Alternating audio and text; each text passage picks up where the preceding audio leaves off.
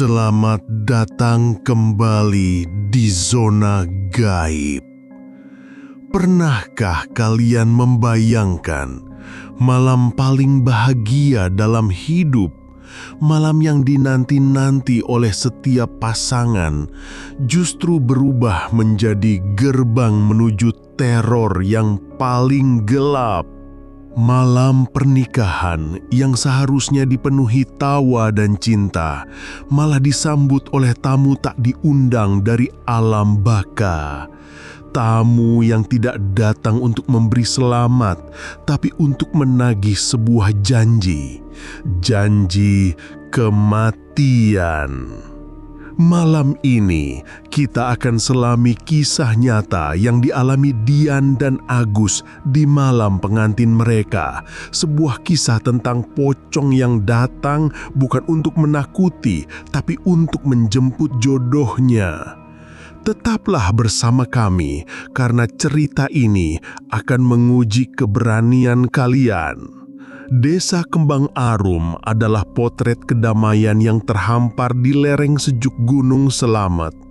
Udaranya bersih, sawahnya hijau membentang, dan warganya hidup rukun sentosa. Di desa inilah Dian tumbuh menjadi seorang gadis yang kecantikannya diakui oleh semua orang. Kulitnya kuning langsat, senyumnya semanis madu, dan hatinya tulus. Ia adalah kembang desa yang sesungguhnya. Maka tak heran ketika Agus, seorang pemuda santun dari desa seberang, berhasil meminangnya, seluruh Kembang Arum ikut bersuka cita. Persiapan pernikahan mereka menjadi pesta seluruh desa. Para ibu sibuk memasak di dapur umum, sementara para bapak mendirikan tenda dan panggung hiburan. Aroma masakan lezat berpadu dengan wangi bunga-bunga yang dipasang di setiap sudut. Hari itu, kebahagiaan terasa begitu nyata, begitu melimpah. Dian dalam balutan kebaya putih yang anggun, tampak seperti bidadari. Di sampingnya, Agus berdiri dengan gagah, tak henti-hentinya memandang calon istrinya dengan tatapan penuh puja. Namun, di tengah riuh rendah kegembiraan itu, ada satu bayangan dari masa lalu yang seolah terlupakan. Bayangan itu bernama Joko. Dulu, Joko adalah sahabat terdekat Dian. Mereka tumbuh bersama, bermain di pematang sawah, dan berbagi setiap rahasia kecil. Bagi Dian kecil, Joko adalah pelindungnya. Bagi Joko kecil, Dian adalah dunianya. Beberapa tahun silam, tragedi merenggut nyawa Joko. Ia ditemukan tak bernyawa di dasar jurang dekat sungai, tempat mereka biasa bermain. Kabar itu mengguncang desa dan meninggalkan luka mendalam di hati Dian. Waktu perlahan menyembuhkan, namun kenangan itu tak pernah benar-benar hilang. Ada satu kenangan spesifik yang terkubur paling dalam di benak Dian. Suatu sore, saat mereka bermain nikah-nikahan di bawah pohon randu besar, Joko kecil dengan wajah serius menatapnya. Ia menyematkan sebuah mahkota dari ilalang di kepala Dian. Waktu itu, ia mengucapkan sebuah janji polos khas anak-anak.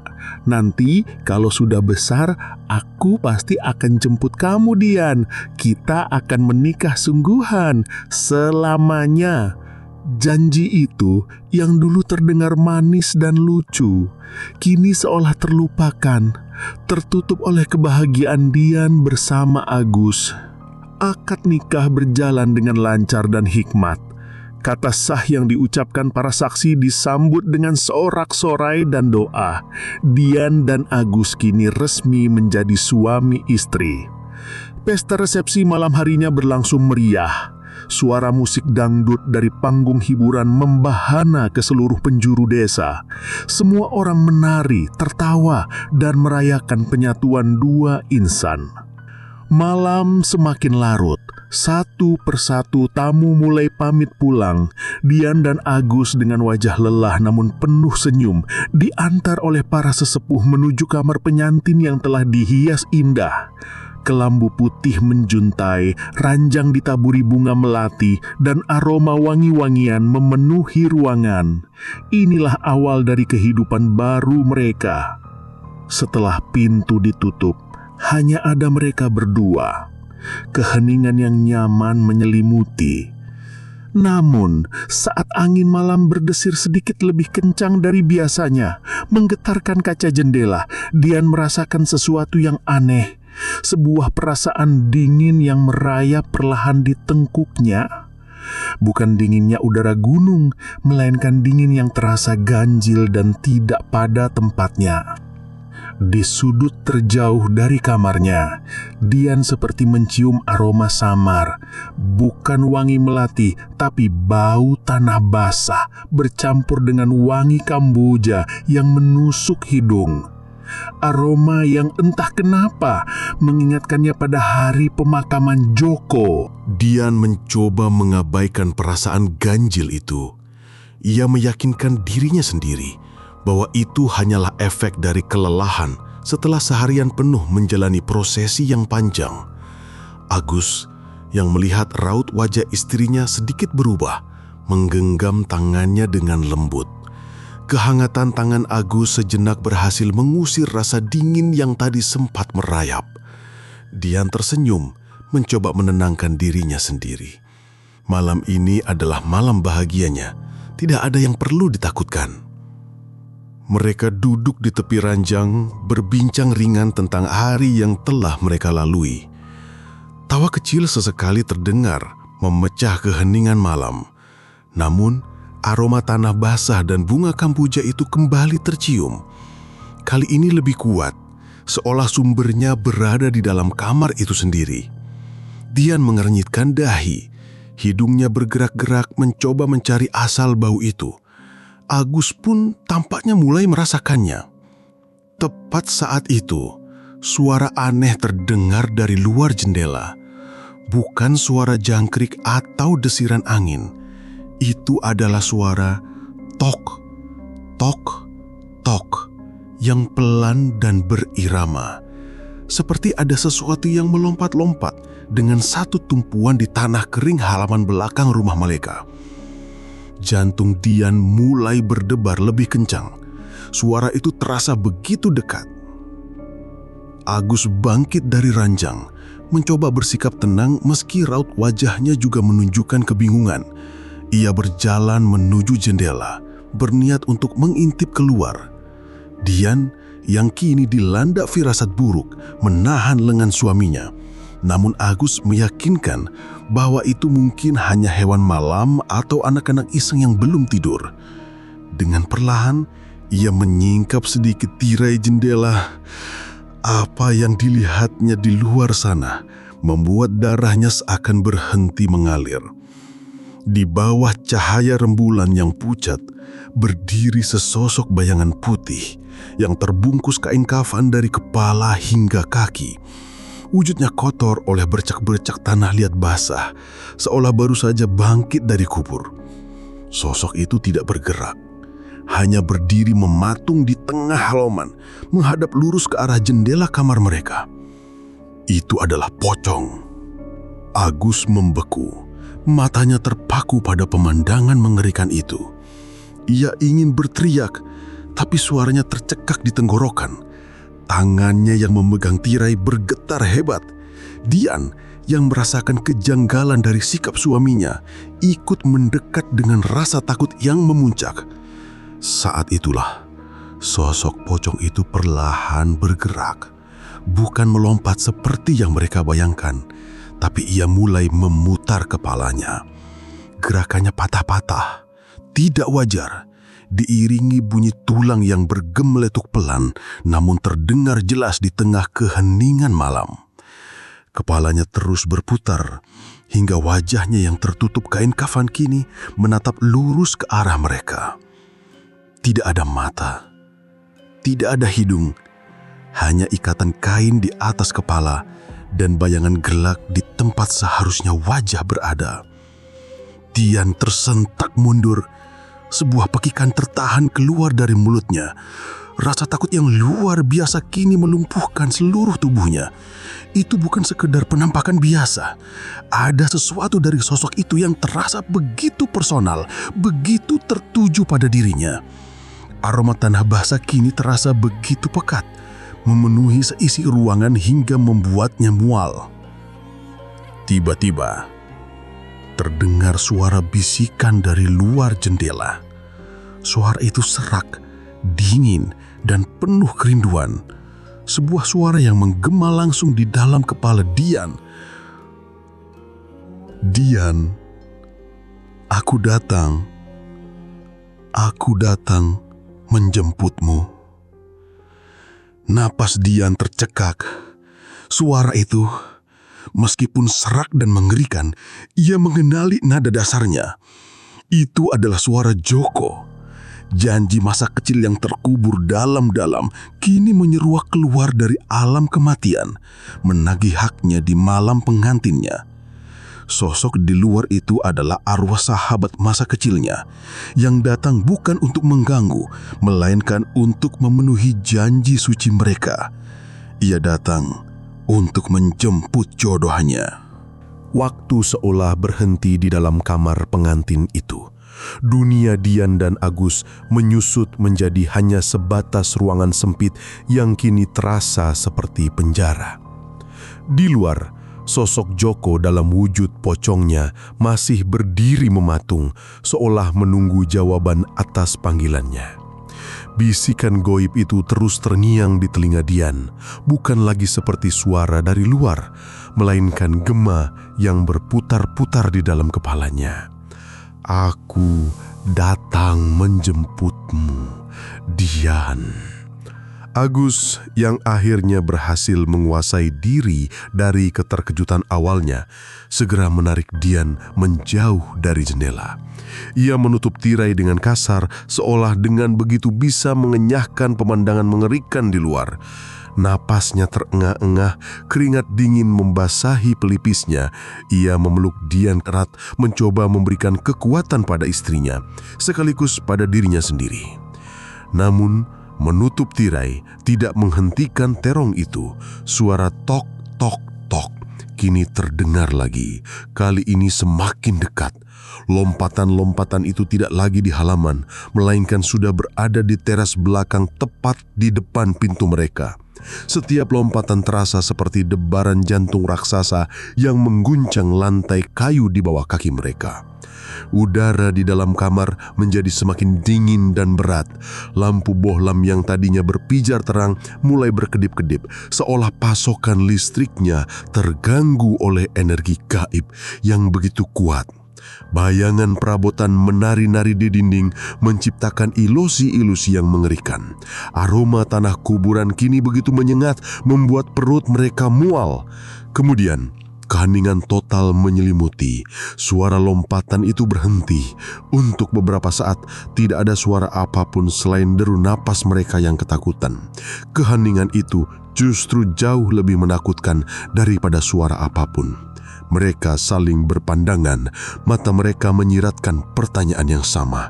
Di mana dia sekarang? Krik! Pintu kamar mereka yang terbuat dari kayu jati tebal dan dikunci rapat dari dalam tiba-tiba mengeluarkan suara berderit. Bukan suara dibuka, melainkan seperti ada sesuatu yang menekan daun pintu dari luar dengan kekuatan yang luar biasa. Gagang pintu yang terbuat dari logam mulai bergetar hebat. Krrrr! Sebuah retakan muncul di tengah daun pintu, memanjang dari atas ke bawah. Tekanan dari luar semakin kuat. Kayu jati yang kokoh itu mulai melengkung ke dalam, seolah akan hancur berkeping-keping. Dian memekik ketakutan, menyembunyikan wajahnya di dada Agus. Agus dengan tubuh gemetar mendorong lemari pakaian yang berat untuk mengganjal pintu. Sebuah usaha sia-sia untuk menahan kekuatan yang tak terlihat itu. Tiba-tiba, tekanan itu berhenti. Suasana kembali hening, namun kelegaan mereka hanya berlangsung sesaat. Dari balik pintu yang retak itu, mereka mulai mendengar suara rintihan yang penuh kepedihan dan kerinduan. "Dian, kenapa kamu ingkar? Kita sudah berjanji selamanya."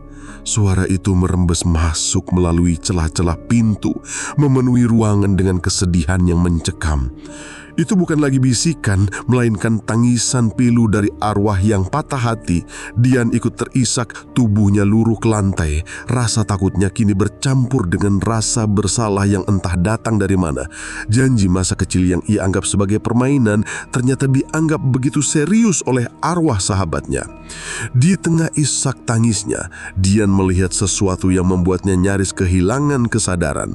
Dari kolong pintu merembes masuk cairan hitam pekat yang berbau busuk. Cairan itu seperti lumpur kuburan berlahan-lahan menggenangi lantai di depan pintu, dan dari genangan lumpur itu muncul ujung-ujung jari yang pucat dan membiru. Jari-jari itu bergerak, mencakar-cakar lantai kayu seolah mencoba menarik wujudnya untuk masuk ke dalam kamar.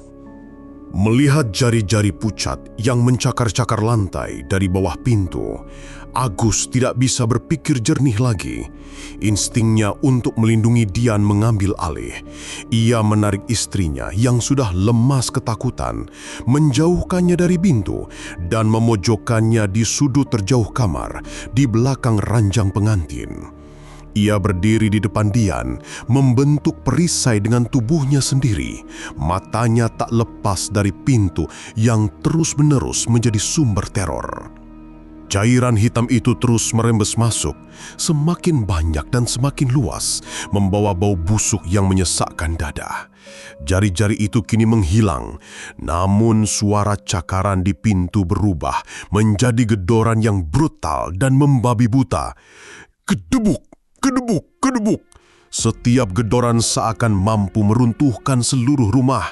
Pintu kayu jati itu bergetar hebat, engselnya menjerit-jerit seolah tak sanggup lagi menahan.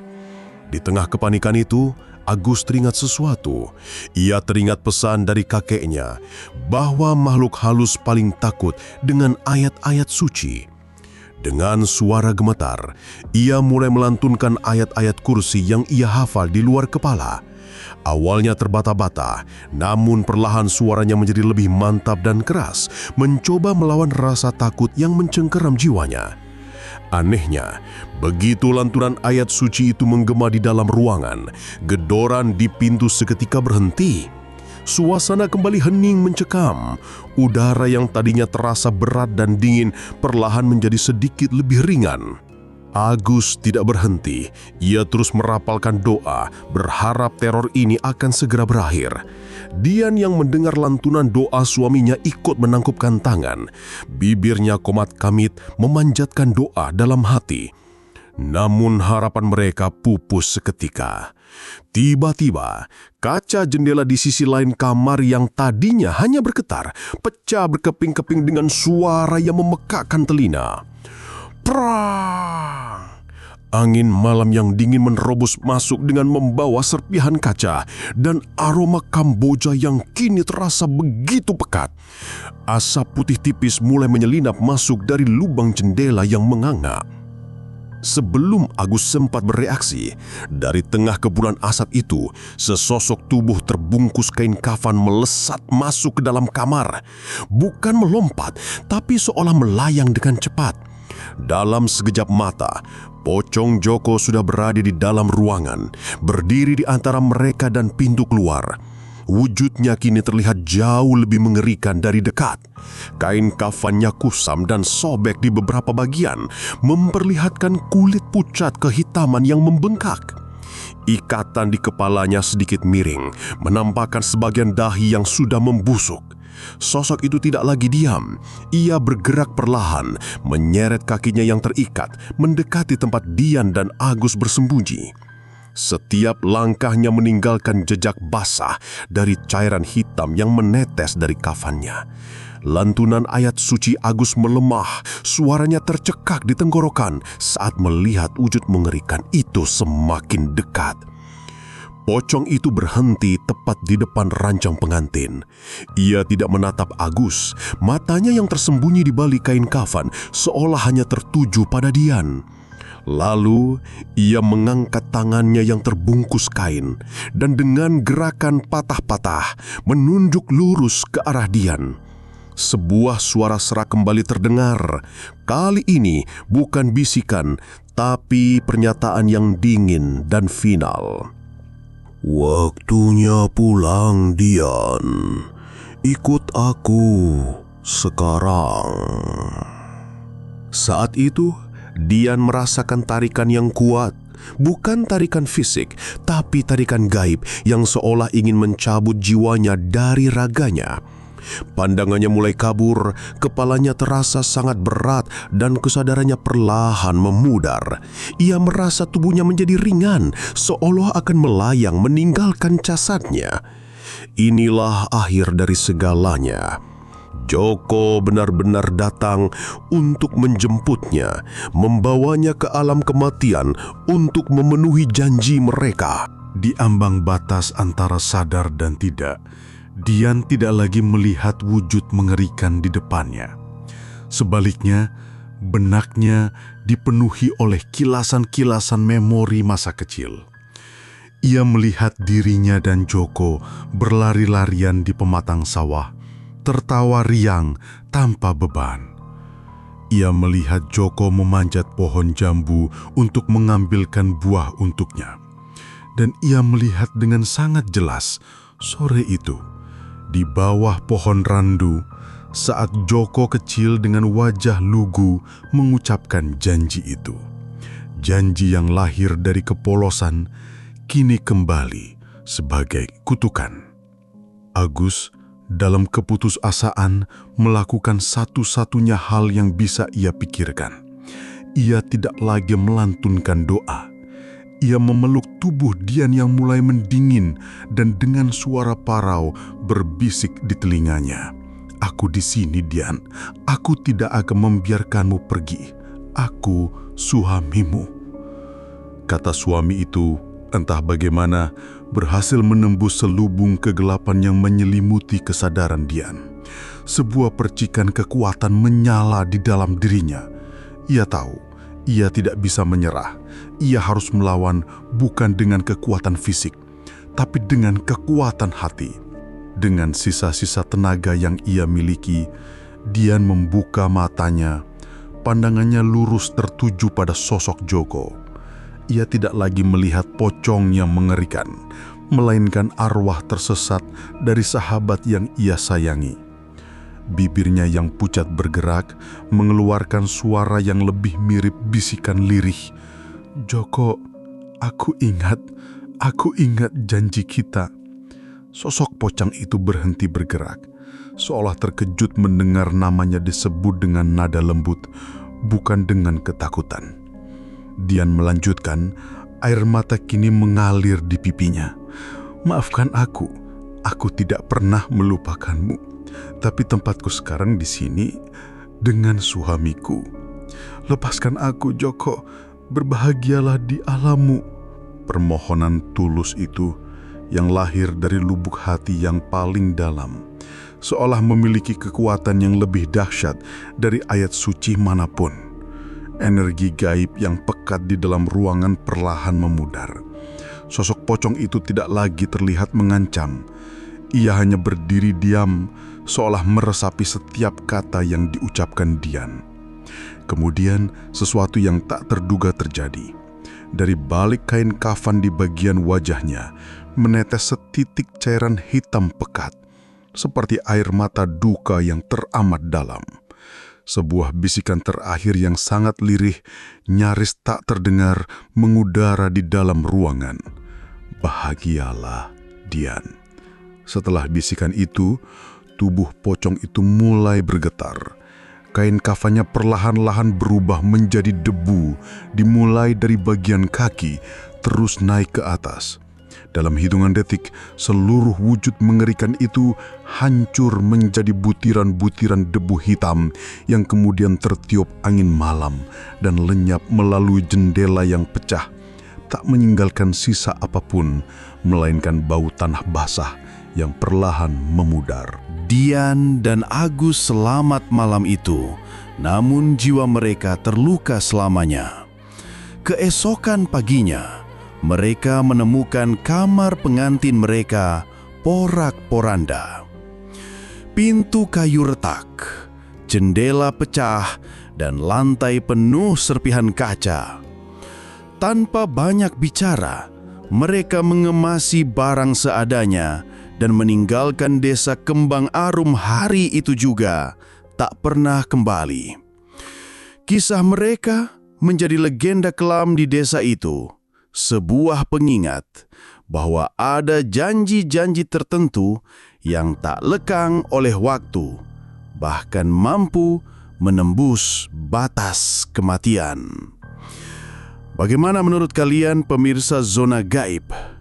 Apakah sebuah janji polos masa kecil bisa menjadi hutang yang harus dibayar dengan nyawa? Tuliskan pendapat kalian di kolom komentar. Jangan lupa untuk like, subscribe, dan nyalakan lonceng notifikasi agar tidak ketinggalan penelusuran kami selanjutnya. Sampai jumpa di episode berikutnya, di mana kami akan mengungkap misteri yang lebih gelap. Tetaplah di Zona Gaib.